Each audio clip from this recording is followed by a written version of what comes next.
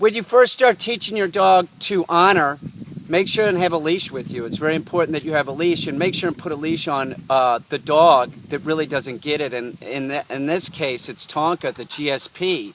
And he sort of gets it, but, you know, he's a young dog, so we don't want problems to start. So we put a leash on Tonka just to make sure that he's not going to go for the retrieve. We're releasing the dogs with their names. That's the only way you can do it. If you give them some kind of command like fetch or something, they're not going to know what they're both going to go after it. So we release the dogs with their names. It's very important that you, when you watch this, you understand that I was using a chuck at first because it causes less excitement than the dead fowl trainer. The dead fowl trainer has a report so that it causes more excitement in the dog. We want the dog to be compliant before we move them to step 2. So that's really important, that you understand that, understand the capabilities of your dog, and retrieving causes excitement. If you look at the dogs before they're going on the retrieve, they're calm, because that's the message that I send. I want you calm until I release you.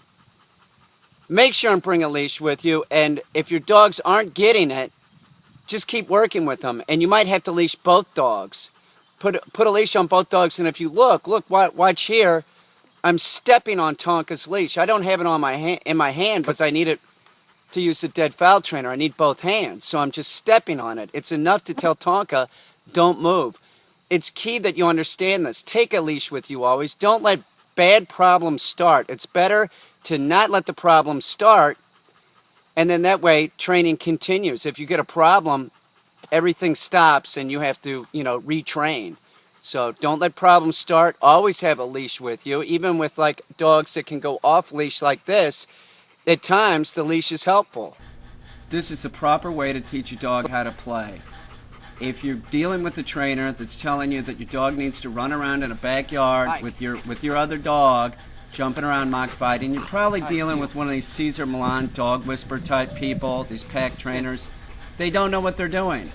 Don't listen to them. Train the dog to be compliant and honor the other dog. Don't end up having these challenging behaviors with dogs. It only ends up in a fight. Tonka.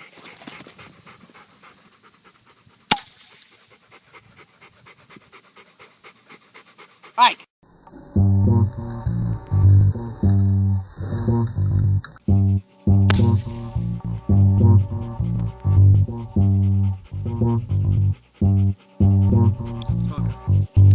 Ike, get the fuck back here. No, here. Heel, sit.